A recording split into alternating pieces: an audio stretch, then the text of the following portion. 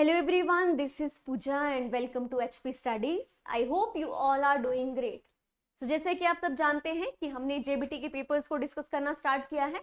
आज की वीडियो में मैं आपके लिए लेके आई हूँ जो जून 2021 में एचपी टेट का पेपर हुआ था, उसमें जो जेबीटी का पेपर रहा था। आज उसके साइकोलॉजी सेक्शन को हम डिस्कस करेंगे। आपका जो फर्स्ट सेक्शन रहता है साइकोलॉजी का, जिसमें आपके 30 क्वेश्चंस रहते हैं, आज हम उनको डिस्कस करेंगे। सो क्वेश्चंस पे आने से पहले मैं आपको एक बार बताना चाहती हूँ कि जो भी students HP TGT commission exam की प्रिपरेशन कर रहे हैं और उनका नॉन मेडिकल का एग्जाम है, तो उनके लिए सेकेंड ऑनलाइन बैच जो है वो आपका स्टार्ट हो चुका है। ये आपका 28 सितंबर से स्टार्ट हुआ है।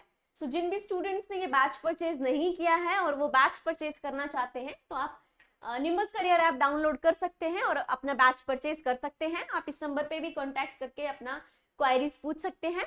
इसी के साथ साथ जो दूसरा ऑनलाइन बैच आपका स्टार्ट हुआ है वो हुआ है आपका एचपी टीजीटी कमीशन आर्ट्स का बैच।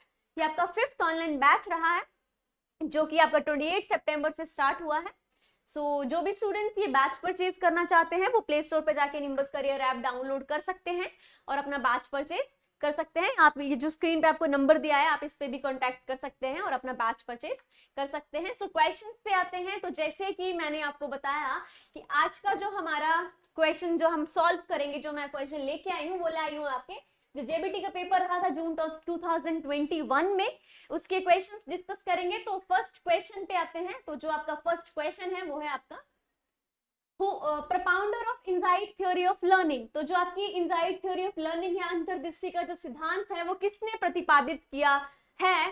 तो ऑप्शन है आपके कोहलर, थॉर्नडाइक, स्किनर और पावलोव। तो ये आपके ऑप्शंस हैं और जो आपका राइट आंसर है वो हो जाएगा आपका कोहलर। यानी कोहलर ने आपकी कौन सी थ्योरी को प्रतिपादित किया है? तो वो थ्योरी है आपकी इनसाइट थ्योरी ऑफ लर्निंग। तो ये आपका क्वेश्चन नंबर 1 है और इसका राइट आंसर है आपका option number A. Next question पे आते हैं। How many personality types are mentioned by Kretschmer. तो जो क्रेस्नर है उन्होंने व्यक्तिगत प्रकारों का उल्लेख किया है, तो कितने टाइप्स के बताए हैं उन्होंने? जो पर्सनालिटी के टाइप्स बताए हैं तो 4, 2, 3 एंड 5। तो ये आपके ऑप्शंस हैं और जो उन्होंने अपनी जो पर्सनालिटी के टाइप्स बताए हैं वो बताए उन्होंने 3 टाइप्स ऑफ पर्सनालिटी बाय क्रेस्नर। ठीक है, तो ये था आपका सेकेंड क्वेश्चन। थर्ड क्वेश्चन है क्रिएटिविटी इज आइडेंटिफाइड बाय। तो जो रचनात्मकता है उसकी पहचान आप कैसे करेंगे? By old behaviour, drawing, music और न्यू रिजल्ट। तो आप क्रिएटिविटी की पहचान, ये जो क्वेश्चन है ये रिपीट हुआ है तो आप इसको नोट डाउन कर लीजिए। तो creativity is identified by new result. जब न्यू रिजल्ट्स रहेंगे तभी आप क्रिएटिविटी की पहचान कर सकते हैं इजीली। लाइक अगर आप मान लीजिए किसी फील्ड में आप कुछ सीख रहे हैं, राइट, और आप उस पर प्रयास करेंगे, बार बार प्रयास करेंगे, उसमें नए रिजल्ट जब आएंगे तो वो आपकी क्या शो करेगा? क्रिएटिविटी को शो करेगा कि हाँ आप इस फील्ड में क्या हो चुके हैं। आप कह सकते हैं किसी फील्ड में आप माहिर हो चुके हैं। कोई भी चीज जब हम सीखते हैं तो जब हम उसमें परफेक्ट हो जाते हैं तो वो हमारी क्रिएटिविटी में काउंट हो जाता है। फोर्थ क्वेश्चन है who said this creativity is essentially found in the new construction और प्रोडक्शन। तो किसने कहा है कि जो आपकी क्रिएटिविटी है, रचनात्मकता है, वो नए निर्माण या उत्पादन में पाई जाती है? तो किसने ये स्टेटमेंट दी है कि जो आपकी क्रिएटिविटी है वो फाउंड की जाती है किसमें? न्यू कंस्ट्रक्शंस और प्रोडक्शन में। तो ऑप्शन है James Trevor, CV would, crow and crow या स्टील। तो ये आपके ऑप्शंस है और जो राइट आंसर है वो हो जाएगा आपका ऑप्शन नंबर ए। यानी James Traven said creativity is essentially found in the new constructions and new products। तो ये आपने नोट डाउन कर लेनी है। जो आपको जितनी भी आपकी इसमें स्टेटमेंट्स और डेफिनेशंस रहती हैं वो इंपॉर्टेंट रहती हैं। Who is the propounder of learning rules? तो लर्निंग रूल्स है, जो अधिगम नियम है, वो किसने प्रतिपादित किए हैं? ऑप्शन है Crow and Crow, Thorndike, JP Guilford और स्किनर। तो ये आपके ऑप्शंस हैं और जो आपका राइट आंसर है वो हो जाएगा आपका ऑप्शन नंबर बी। यानी Thorndike propounded the theory of learning rules. तो लर्निंग रूल्स जो दिए हैं वो दिए हैं आपके थॉर्नडाइक ने। सिक्स्थ क्वेश्चन पे आते हैं। Children whose mental age is lower than their chronological age are known as. तो वो बच्चे जिनकी मानसिक आयु उनकी कालानुक्रमिक आयु से कम होती है, उन बच्चों की जिनकी मेंटल एज जो होती है वो क्रोनोलॉजिकल एज से कम होती है। मान लीजिए बच्चे की क्रोनोलॉजिकल एज 6 है बट उसकी मेंटल एज 3 और 4 आ रही है, तो वो बच्चे जो है वो उनको क्या कहा जाएगा? तो ऑप्शन है आपका A gifted child, B normal child, C learning disable and D retarded child. तो ये आपके ऑप्शंस हैं and the right answer is retarded child. Okay, तो रिटार्डेड चाइल्ड जो मंद बुद्धि बालक आप जिनको कहते हैं, तो कई बार ऐसे टीचर क्लास में क्या कहते हैं कि कैसा बच्चा है, मंद बुद्धि बच्चा है एकदम, तो उसका मतलब ये नहीं होता है कि उस बच्चे के जो IQ है वो कम होगा, राइट। बट जो एक्चुअल में जिन बच्चों की मेंटल एज कम रहती है according to their chronological age, तो उन बच्चों को कहा जाता है रिटार्डेड चाइल्ड यानी मंद बुद्धि बालक। ये 6th क्वेश्चन था। नेक्स्ट क्वेश्चन पे रहते हैं। 7th क्वेश्चन है, children construct their own understanding through interaction with their environment stated by whom. तो ये किसने कहा है कि अपने बच्चे अपने पर्यावरण के साथ बातचीत के माध्यम से समझ का निर्माण करते हैं। तो किसने कहा है कि जो बच्चे हैं वो उनकी जो अंडरस्टैंडिंग होती है और इंटरेक्शन होती है वो बाय किसकी होती है, एनवायरनमेंट से वो क्या करते हैं, कंस्ट्रक्ट करते हैं। तो ये किसने कहा है, ऑप्शन है स्किनर, बी गिलफर्ड, पियाजे और ब्रूट। तो ये आपके ऑप्शंस हैं and the right answer is option number C. यानी किसने कहा है, ये पियाजे ने कहा है कि जो बच्चे हैं वो अपने पर्यावरण के साथ बातचीत के माध्यम से अपनी समझ को और समझ का क्या करते हैं, अंडरस्टैंडिंग को कंस्ट्रक्ट करते हैं, अंडरस्टैंडिंग का, समझ का निर्माण करते हैं। तो ये आपकी कौन सी थ्योरी से पूछा गया है, जो पियाजे की कॉग्निटिव डेवलपमेंट थ्योरी है, ये वहां से इसका क्वेश्चन पूछा गया है। 8th क्वेश्चन पे आते हैं। What is the IQ of a child whose mental age is equal to chronological age? पहले वाला जो क्वेश्चन था आपका IQ से पूछा गया था, उसमें पूछा था कि किसी बच्चे की अगर मेंटल एज उसकी क्रोनोलॉजिकल एज से कम होती है तो आप उस बच्चे को क्या कहेंगे। इस क्वेश्चन में पूछा है कि what is the IQ of a child, उस बच्चे का IQ क्या रहेगा जिसकी mental age is equal to chronological age, जिस बच्चे की आप कह सकते हैं मानसिक आयु और कालानुक्रमिक आयु के बराबर है, 100, 120, 80 और 140। तो आपका जो राइट आंसर है वो हो जाएगा ऑप्शन नंबर ए यानी 100। ठीक है, तो ये बच्चे का IQ रहेगा 100, जिसकी age chronological age and mental age क्या रहेगी, इक्वल रहेगी। 9th क्वेश्चन है, the stage in which a child begins to think logically about objects and events is known as, यानी आप कह सकते हैं कि वह अवस्था जिसमें एक बच्चा वस्तुओं और घटनाओं के बारे में तार्किक रूप से सोचना शुरू करता है। ठीक है, तो ये जो आपकी क्वेश्चन रहा है, ये रहा है आपकी पियाजे की थ्योरी से। तो पियाजे की थ्योरी से ये आपका सेकंड क्वेश्चन है आज के जो पेपर है आपका उसमें। सो आज का क्वेश्चन जो है, ये वो कहते हैं कि बच्चे जो हैं वो लॉजिकली सीखना शुरू करते हैं, आप लॉजिकली सोचना शुरू करते हैं किसके बारे में, ऑब्जेक्ट्स एंड इवेंट्स के बारे में, यानी जो घटनाएं होती हैं या आप कह सकते हैं तार्किक रूप से जब सोचते हैं तो वो कौन सी स्टेज में सोचना शुरू करते हैं, sensory motor, pre operational, formal operational और कंक्रीट ऑपरेशनल। ओके, सो ये ऑप्शंस हैं, the right answer is concrete operational stage. In concrete operational stage child begins to think logically about objects and events. ठीक है, तो ये आपकी पियाजे की stages है, जिसमें अगर हम स्टेजेस की बात करें तो सबसे पहले आती है आपकी सेंसरी। ठीक है, सबसे पहले आपकी सेंसरी मोटर आ गई, नेक्स्ट पे आपकी आ गई pre operational,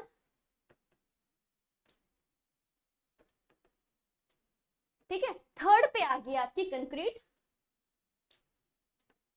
concrete operational and next one, last one is formal operational. ठीक है, तो ये आपकी 4 स्टेजेस हैं जो पियाजे ने दी हैं अपनी स्टेजेस में, किसमें, जो आप उन्होंने अपनी कॉग्निटिव डेवलपमेंट की थ्योरी दी है उसमें उन्होंने 4 स्टेजेस की बात की है। तो ये उनकी 4 स्टेजेस है। इससे क्वेश्चन आपको पूछा गया था कि कौन सी स्टेज है जिसमें बच्चा लॉजिकली सोचना या सीखना शुरू कर देता है, किसके बारे में, ऑब्जेक्ट्स और इवेंट्स के बारे में। ठीक है, तो ये 9th क्वेश्चन था। 10th क्वेश्चन पे आते हैं। Kindergarten system of education was proposed by, यानी जो शिक्षा का किंडरगार्टन प्रणाली है वो किसके द्वारा प्रस्तावित की गई है, नन, स्पेंसर, फ्रॉबेल या मोंटेसरी। ये आपके ऑप्शंस हैं और ये काफी इंपॉर्टेंट आपका टॉपिक हो जाता है जिसमें आपको 1 लाइनर क्वेश्चन पूछे जाते हैं। तो ये किंडरगार्टन वाला जो टॉपिक है ये काफी इंपॉर्टेंट है, आप इसको नोट डाउन कर लीजिए। तो जो आपको 10th क्वेश्चन है उसका जो राइट आंसर है वो रहेगा आपका फ्रॉबेल। ठीक है, फ्रॉबेल ने आपको कौन सा कंसेप्ट दिया है, किंडरगार्टन सिस्टम का कंसेप्ट दिया है। ठीक है, 11th क्वेश्चन पे आते हैं। Whose definition is this?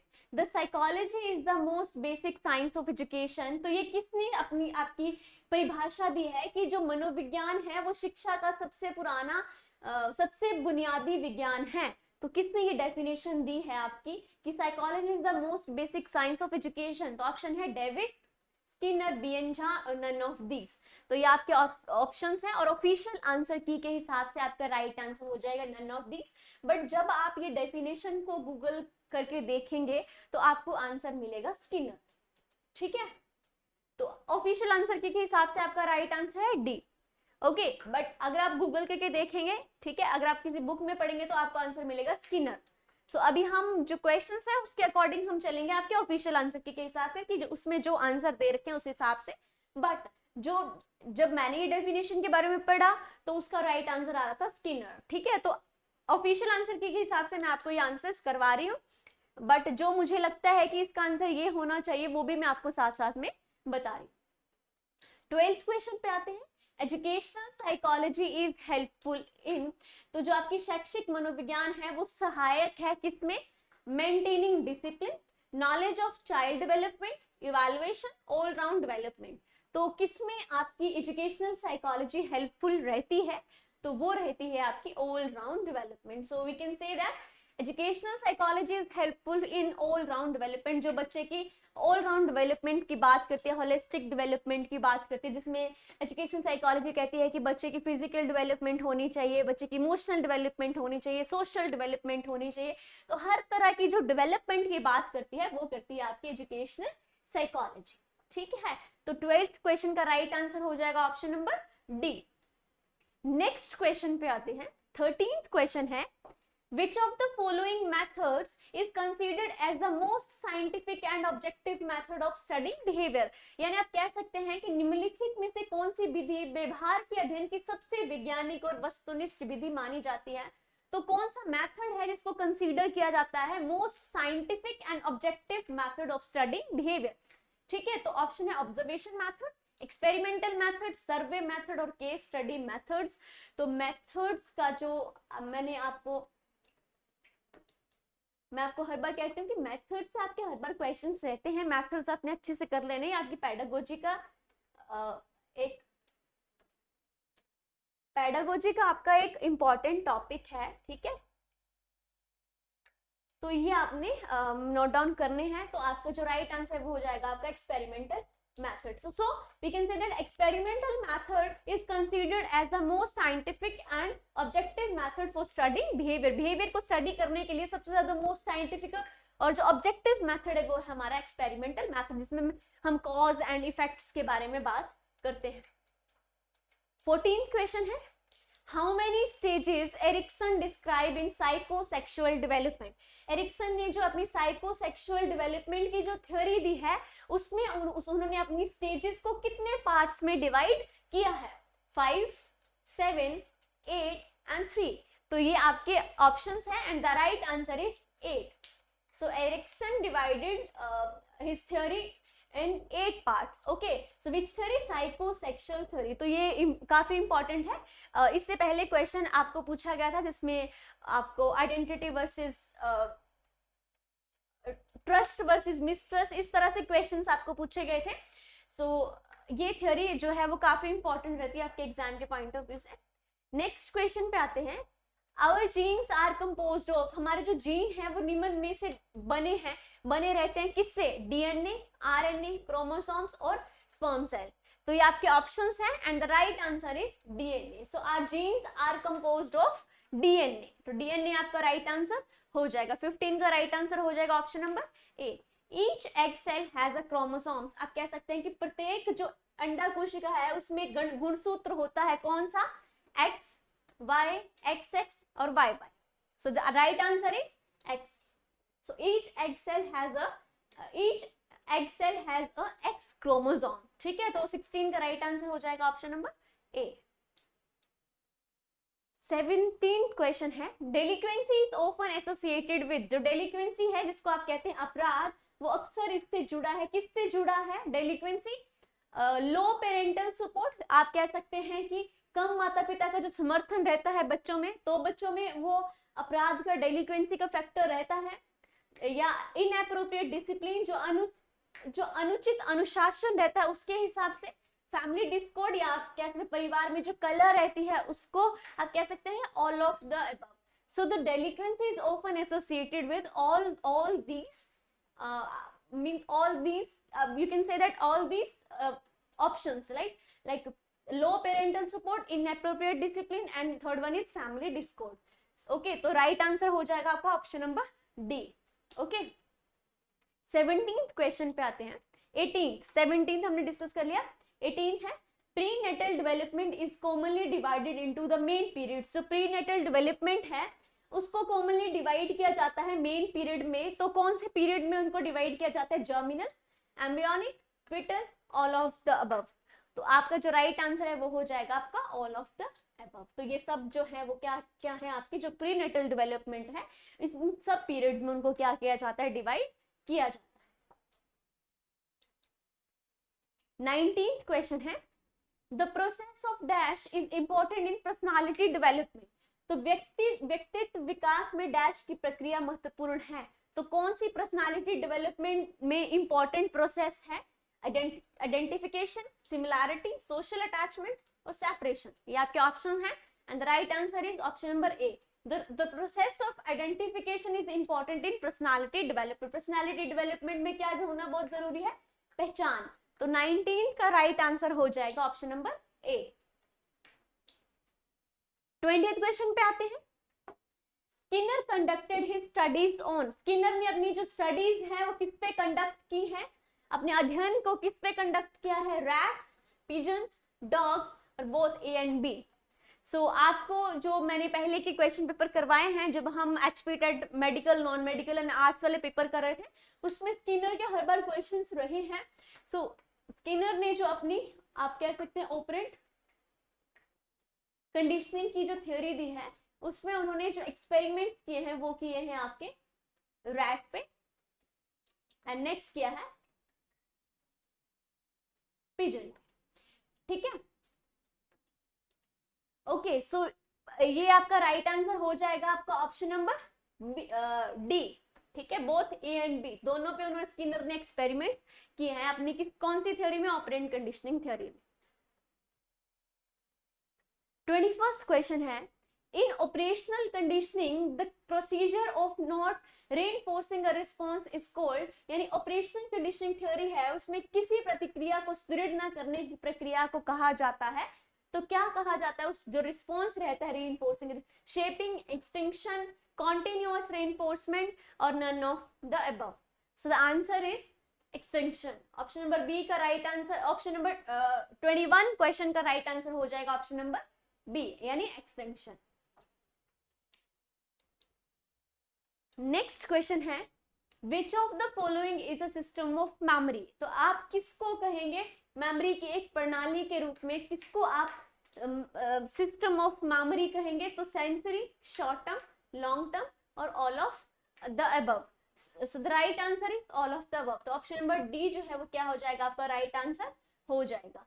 ठीक है, तो जो आप कह सकते हैं सिस्टम ऑफ मेमोरी है वो है आपकी sensory, short term memory and long term memory. तो ये तीनों जो है वो आपका ऑप्शन नंबर डी जो है वो आपका राइट आंसर हो जाएगा. 23rd क्वेश्चन है the first stage of memory is. तो मेमोरी की जो फर्स्ट स्टेज है वो कौन सी है? एनकोडिंग, स्टोरेज, रिट्रीवल और नन ऑफ द अबव.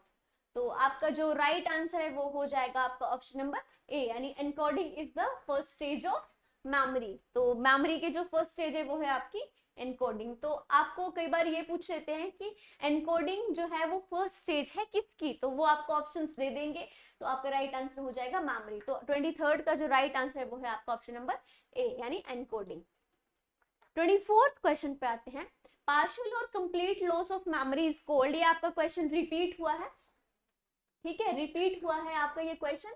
इससे पहली बार भी यही क्वेश्चन आया था बट उसमें आपको पूछा था कि जो आपका अमनेजिया है वो आपकी कौन सी लर्निंग डिफिकल्टी में आता है. तो आपको लर्निंग डिफिकल्टीज दी गई थी, उसमें आपको चूज करना था कि ये राइट आंसर है. ठीक है, तो partial and complete loss of memory यानी जब व्यक्ति की कंप्लीट लॉस ऑफ मेमोरीज में आप कह सकते हैं स्मृति का आंशिक या पूर्ण हानि जब कहलाती है तो उसको क्या कहता है, अग्नोसिया, टैक्सिया, अमनेसिया और नन ऑफ द अबव।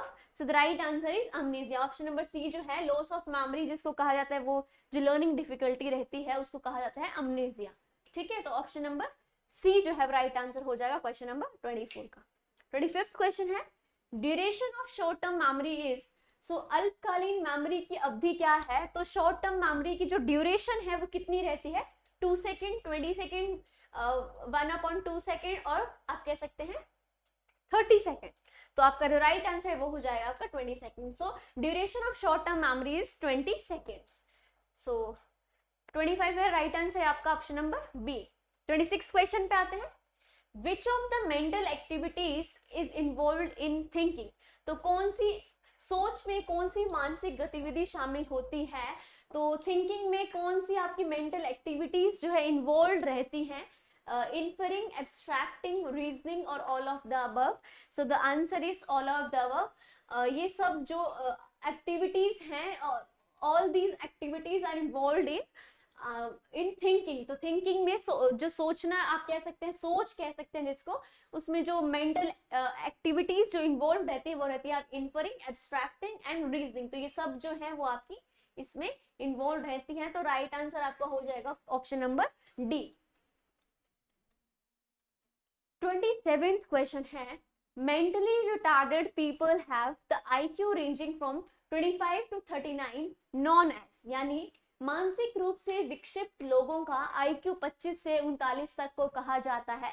जिन लोगों का, जिन बच्चों का आप कह सकते हैं IQ जो है वो 25 to 39 के बीच में रहेगा, आप उनको क्या कहेंगे। तो डिफरेंट साइकोलॉजिस्ट ने इंटेलिजेंस में, IQ में आप कह सकते हैं डिफरेंट अपने एक पैटर्न दिए हैं जिसमें उन्होंने डिवाइड किए हैं। तो इसमें आपको जनरली क्वेश्चन पूछा गया जो मेंटली रिटार्डेड लोग रहेंगे, मेंटली रिटार्डेड पीपल रहेंगे, उनका जो IQ रहेगा 25 to 39 के बीच में रहेगा, उनको आप क्या कहेंगे, mild mentally retarded, moderate mentally retarded, severe mentally retarded और प्रोफाउंड मेंटली रिटार्डेड। तो ये आपको डिवाइड किए गए हैं अकॉर्डिंग टू द नंबर्स, और IQ के हिसाब से, IQ के कुछ नंबर्स हैं उसके बेसिस पे डिवाइड किए हैं।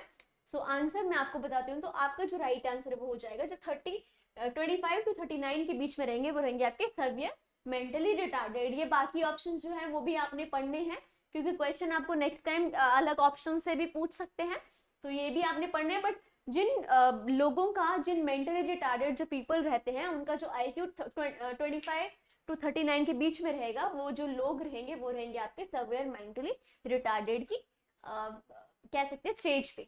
ठीक है, तो सी जो है वो राइट आंसर हो जाएगा क्वेश्चन नंबर 27। 28 क्वेश्चन पे आते हैं, who propounded the projective method.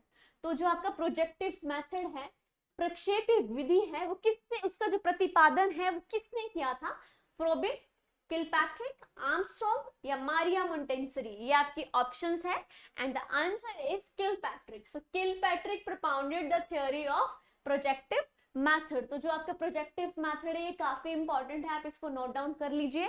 तो जो आपका प्रोजेक्टिव मेथड है वो दिया था आपका किलपैट्रिक ने, तो ऑप्शन नंबर बी जो है वो आपका राइट आंसर हो जाएगा। ठीक है, ये था हमारा क्वेश्चन नंबर 28।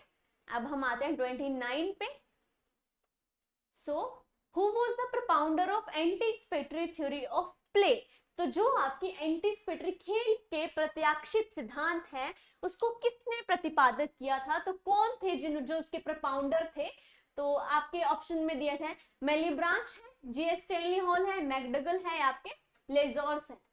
तो लेजार आपके ऑप्शन में है एंड आपका ये जो क्वेश्चन है इसमें ऑफिशियल आंसर की में आपको कोई आंसर नहीं दे रखा है। सो जो आप, अगर आप किसी बुक में देखेंगे या आप गूगल में सर्च करके देखेंगे तो आपको इसका राइट आंसर मिलेगा। जो मैं आपको बताने वाली हूँ वो है आपका इसका राइट आंसर। ओके, इसमें कोई आंसर आपका नहीं दे रखा है, बट जो इसका राइट आंसर है वो है आपका कार्ल ग्रूव्स।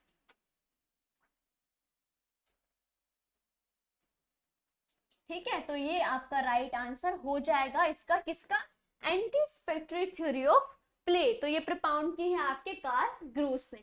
तो इनमें से ऑप्शंस में कोई भी आपका राइट आंसर नहीं है, तो ये आपका राइट आंसर ये रहेगा, आप इसको नोट डाउन कर लीजिए। ऑफिशियल आंसर की में आपका कोई आंसर नहीं दे रखा है, क्यों? क्योंकि आपके ऑप्शन में ही आंसर नहीं था। तो मैं एक बार आपको यहां लिख देती हूँ।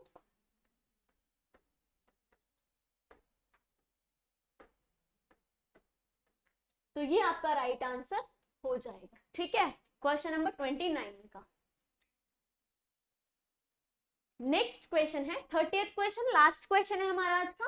Who said two children have no common abilities. और ये क्वेश्चन बहुत बहुत बहुत बहुत बहुत इंपॉर्टेंट है, आप इसे नोट डाउन कर लीजिए। ये पहले हमने जो पेपर डिस्कस किया है उसमें भी ये क्वेश्चन रहा था, और बाकी जो हमने पेपर डिस्कस किया उनमें भी ये क्वेश्चन रहा था। तो two children have no common abilities, तो ये किसने कहा था? Hurlock, none, Sorenson, Crow and Crow. ये आपके ऑप्शंस हैं, and the right answer is option number A. Hurlock ने कहा था, क्या कहा कि दो बच्चों के बीच में कोई समान योग्यता नहीं होती है। तो ये आपका राइट आंसर हो जाएगा। ये थे हमारे आज के क्वेश्चंस काफी अच्छे थे। पेपर आप कह सकते हैं कि इजी टू मॉडरेट की तरफ था, क्योंकि इस बार इतने ज्यादा क्वेश्चंस आपकी पेडागोजी से नहीं पूछे गए थे, आपके सिर्फ मेथड से क्वेश्चन रहा था। आपकी जो इंक्लूसिव एजुकेशन का जो सेक्शन रहता है उससे काफी क्वेश्चंस आपको पूछे गए हैं इसमें, जिसमें आपके IQ से क्वेश्चंस रहे हैं, और आपके ये जो आपकी डिसेबिलिटीज हैं इससे क्वेश्चन रहा था, जिसमें आपकी एक डिसेबिलिटी पूछ रही थी, जिसमें आपको पूछा गया था कि जो अमनीजिया है, जो लॉस ऑफ मेमोरी है, मेमोरी का जो लॉस रहता है, वो कौन सी लर्निंग डिसेबिलिटी है? तो वो है आपकी अमनीजिया। इससे क्वेश्चन पूछा गया था आपको। मेंटली रिटार्डेशन, IQ से आपके बहुत ज्यादा क्वेश्चंस, आप 2 to 3 क्वेश्चंस आपको पूछे थे, जिसमें आपका एक क्वेश्चन में पूछा था आपको कि जो बच्चे की मेंटल एज और क्रोनोलॉजिकल एज है वो इक्वल है, तो वो कौन सी कैटेगरी में उनका क्या मेंटल IQ रहेगा। एक पूछा था अगर बच्चे की मेंटल एज कम है according to their chronological age, तो बच्चा कौन सी स्टेज पे रहेगा, या आप कौन सी आप उसको श्रेणी में रखेंगे।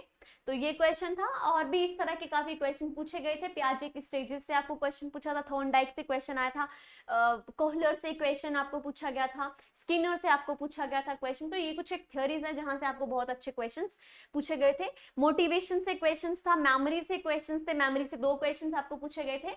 तो ये आपके क्वेश्चंस थे, काफी अच्छा पेपर आपका ये रहा था जो जून 2021 है। जबकि आपके जो 2020 में जो 2 बार पेपर है वो आपके मॉडरेट टू हाई थे, बट ये वाला पेपर आपका इजी टू मॉडरेट था। कुछ क्वेश्चंस थे जो मुश्किल थे, जिसमें आपकी लास्ट की जो से कार्ल ग्रूस की थ्योरी पूछ ली थी, जो कि आपके सिलेबस में नहीं है। उसके बाद किलपैट्रिक, तो खैर आपके क्वेश्चन आते ही रहते हैं। किलपैट्रिक से जो आपको क्वेश्चन पूछा गया था, थ्योरीज से क्वेश्चन पूछे थे कि थ्योरीज के नाम दिए थे, आपको बताना था कि ये जो थ्योरी है ये किसने दी है। ओके, सो ये थे क्वेश्चंस। सो वीडियो लास्ट करने से पहले मैं आपको एक बार फिर से बता दूं कि जो भी स्टूडेंट्स HPTGT कमीशन एग्जाम की प्रिपरेशन कर रहे हैं और उनका नॉन मेडिकल का एग्जाम है, तो आपके लिए सेकेंड ऑनलाइन बैच जो है वो आपका ऑनलाइन स्टार्ट हो चुका है। ये आपका 28 सितंबर से स्टार्ट हुआ है। सो जो भी स्टूडेंट्स ये बैच परचेज करना चाहते हैं वो निम्बस करियर ऐप डाउनलोड कर सकते हैं और अपना बैच परचेज कर सकते हैं। इसी के साथ साथ आपका दूसरा बैच ऑनलाइन स्टार्ट हुआ है, वो है आपका HPTGT कमीशन आर्ट्स का बैच है। ये आपका 5th ऑनलाइन बैच जो है वो स्टार्ट हुआ है, आपका 28 सितंबर से ही स्टार्ट हुआ है। सो जो भी स्टूडेंट्स ये बैच परचेज करना चाहते हैं वो प्ले स्टोर पे जाइए और निम्बस करियर ऐप डाउनलोड कीजिए और अपना बैच परचेज कीजिए। आप इस नंबर पे भी कांटेक्ट कर सकते हैं। अगर आपको कोई प्रॉब्लम आ रही है किसी भी चीज में, आपको समझ में नहीं आ रहा, तो आप इस नंबर पे कांटेक्ट कर सकते हैं। सो ये थी इंफॉर्मेशन आज की, और उम्मीद है कि आपको आज के क्वेश्चंस अच्छे लगे होंगे, समझ में आए होंगे। आंसर्स मैंने आपको करवा दिए। जो एक क्वेश्चन था जिसमें ऑफिशियल आंसर की में आपका आंसर नहीं दिया है, जो कि मैंने आपको खुद से करवाया, तो एक बार आप उसको क्रॉस चेक कर लीजिए। बाकी ऑप्शंस भी आप उसे देख सकते हैं। तो थैंक यू सो मच। मिलेंगे आपको अगली वीडियो में, तब तक के लिए धन्यवाद।